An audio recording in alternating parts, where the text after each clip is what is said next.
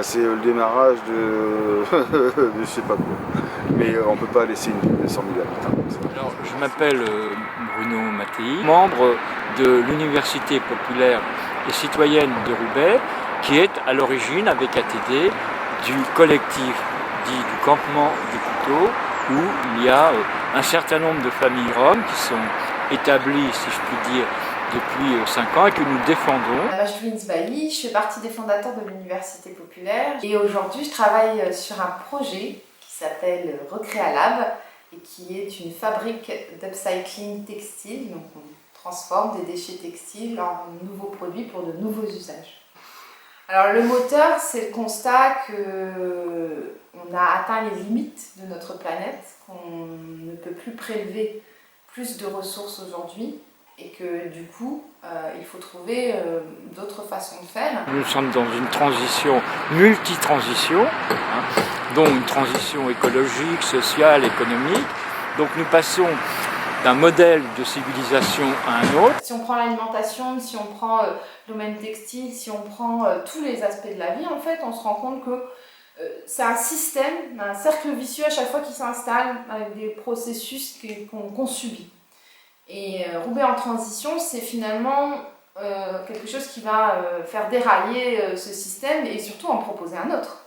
Et ce système, c'est un système vertueux. On se dit qu'on va produire différemment, consommer différemment. Et en plus, on va le faire ensemble. Là, ici, c'est l'atelier meubles en carton et restauration de meubles. On essaie de faire sortir les gens de leur isolement, leur donner les outils et les techniques pour travailler, restaurer leurs meubles chez eux, apprendre les techniques avec nous et les appliquer chez eux.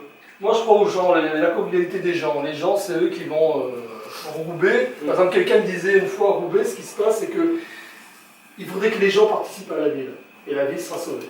Donc Vincent, je suis animateur de l'Université populaire et citoyenne parce que je pense qu'il est très important qu'on ait un lieu de débat sur la ville de Roubaix et que l'action c'est aussi le débat et qu'aujourd'hui on a besoin de se rencontrer, d'échanger, de partager nos points de vue. Donc je pense que c'est un projet essentiel pour penser la transition. Je m'appelle Nicolas Daquin, je travaille dans cette association depuis 22 ans, cette association qui est située au cœur du quartier de l'Alma à Roubaix, dans une ancienne école. Voilà, on en a fait un lieu de pratique artistique essentiellement autour des arts plastiques, mais pas seulement. Un lieu aussi d'exposition qui génère un public riche et varié. Voilà.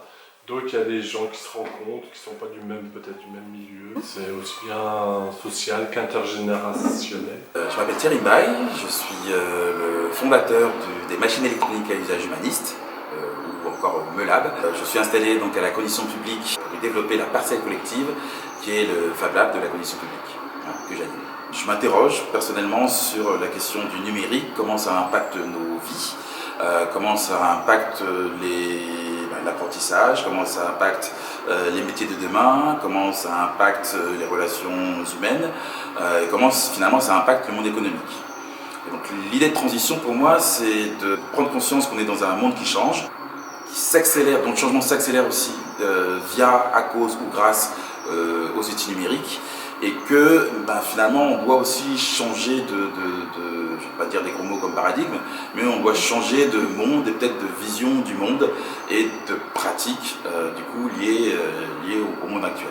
Je pense qu'il y a plein de choses qui sont en train de pousser, des choses qui sont en train de mourir aussi.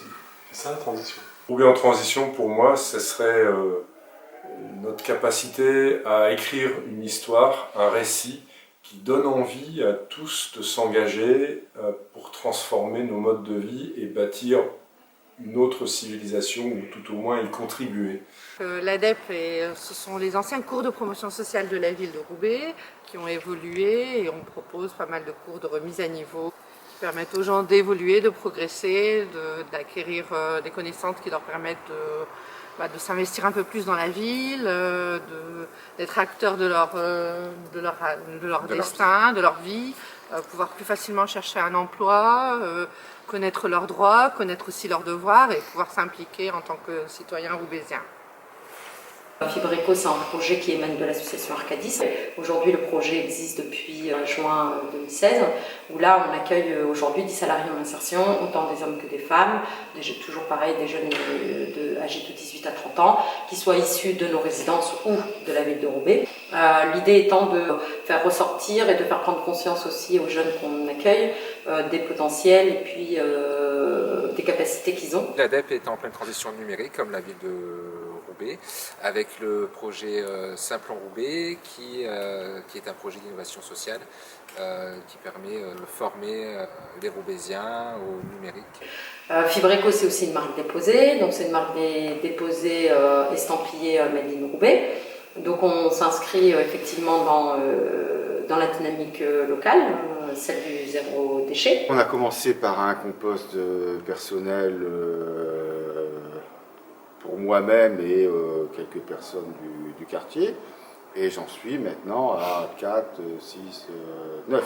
La Ruche Télévis, c'est une plateforme internet qui met en relation des producteurs qui sont tournés vers la vente directe et des consommateurs qui ont envie de privilégier une alimentation locale et de saison. Il ne faut pas oublier que l'agriculture française, elle est malade et qu'il y a des solutions à condition de vouloir privilégier une agriculture à petite échelle et de sortir un peu des systèmes industriels ou agro-industriels. Moi, c'est Pierre de Sariac, et président de l'association Sens de la Tossée, qui œuvre dans un premier temps pour élaborer une ferme urbaine sur le site de l'Union. Défi famille alimentation positive, donc notre groupe, nous sommes 16 familles. On s'est appelé les Robuts locaux. Sur 6 mois, on s'est engagé à essayer de manger mieux, plus local, bio et peut-être moins cher. Et je continue à militer, si on peut dire, dans le sens d'une alimentation équilibrée, une pérennité dans l'alimentation aussi, un recentrage de l'alimentation locale en particulier. Et parce que je considère que nous, espèces humaines, on est en train de se saboter en industrialisant l'alimentation, en considérant que c'est une variable d'ajustement, que ça doit coûter le moins cher possible, par exemple. Enfin, la façon dont on alimente les gens me paraît absolument scandaleuse. Que ton aliment soit ton médicament. Donc au départ de la santé, il y a déjà l'alimentation. Je pense qu'aujourd'hui, on a besoin d'agir. Je suis Antoine Delors, président du Jardin de Traverse. Ce Jardin de Traverse, c'est le premier jardin partagé de Roubaix. Il a été créé par ma femme, Anne-Sophie Lonjou, en 2007. Donc, je suis Cécile de l'association Arborescence à Roubaix. On travaille à une meilleure relation à soi, aux autres et à son environnement. Roubaix en transition, c'est faire du lien, créer des écosystèmes humains entre tous les gens qui font déjà des choses et les gens qui ne se connaissent pas forcément mais qui auraient envie, qui ont une idée mais qui n'osent pas forcément passer à l'action pour se dire on se réapproprie notre vie. Je suis monsieur Walcan, André Walcan, de Roubaix. 82 ans, 82 années dans Roubaix. Le projet que j'ai depuis pas mal de temps, c'est le retour du cheval de travail en ville. Je fais des savons saponifiés à froid. J'ai créé la marque Mobius en mars 2015, dans la logique de prendre des ingrédients de la terre et de les rendre à la terre, donc dans un cycle continu. Le cycle de la vie. Pour faire de l'espace vert, on peut très bien prendre du cheval de travail. Pour des transports, on peut très bien prendre du cheval de travail pour ramasser les ordures, les déchets verts. Après, vendre un maximum localement, en vrac si possible, donc vraiment zéro déchet. Voilà, les gens peuvent me ramener leurs contenants, je mets les savons dans les contenants et ils repartent comme ça avec. À partir du constat de ce qui se passe, qu'on ne va pas aller bien loin avec les ressources énergétiques. Et comment faire pour changer et évoluer dans le bon sens, voilà. Et pour laisser une planète propre à nos enfants. Amener un cheval en ville, dans une rue, ne peut pas être plus près de l'écologie que ça. La transition, elle est accessible à tous. L'essentiel, c'est de prendre le temps d'informer les personnes. Que des germes d'autres choses, d'alternatives sont en train de pousser, que nous devons les cultiver, les partager. Et d'avoir aussi en tête qu'il est encore possible de faire en sorte que les choses avancent et que changent et que rien n'est trop tard. On a créé un collectif il y a un an sur comment faire une maison du vélo à Roubaix. Pourquoi Roubaix? Parce qu'on aime bien Roubaix, c'est une ville populaire dans le bon sens du terme. Il faut reprendre le pouvoir. Ça veut dire qu'il faut dire aux gens, vas-y, roule à vélo. D'accord? Et c'est comme ça, les gens eux-mêmes réclameront des pistes cyclables. Quand il y aura plein de gens qui rouleront à vélo, bah de fait, les villes diront, bah on aménage. Il faut garder le béton pour que les enfants jouent en vélo, en roller, en trottinette, et c'est tout. Les voitures, non, dehors. Dehors les voitures. Il faut donner aux gens l'envie de rouler à vélo. Et donc on trouve des vélos pour tout le monde. Après la fermeture du péage d'Atossé, on a créé une association pour un peu, encore une fois, aider les gens, leur apporter une aide administrative et une aide aussi psychologique, parce que quand vous êtes touché de plein fouet par le chômage, c'est très difficile, ça détruit beaucoup de gens. Reprendre la mémoire ouvrière, les valeurs que l'on a pu véhiculer, la fraternité, la solidarité, et tout ça doit être l'objet, je dirais, d'une nouvelle manière, une nouvelle approche, une transition. Roubaix en transition, pour moi, c'est comment repenser, par exemple, le travail, comment mettre en avant des projets qui seront au service des Roubaisiens, leur apporter l'aide qu'il se doit pour pouvoir un peu pallier un petit peu à leurs problèmes. Le travail, c'est pas forcément l'emploi. Donc faire la distinction entre travail, emploi, activité, ce sont des notions qui sont différentes. Alors jusqu'à maintenant, on a pensé travail-emploi, puisqu'on avait, entre guillemets, pensé avoir le plein emploi, mais c'est plus le cas aujourd'hui.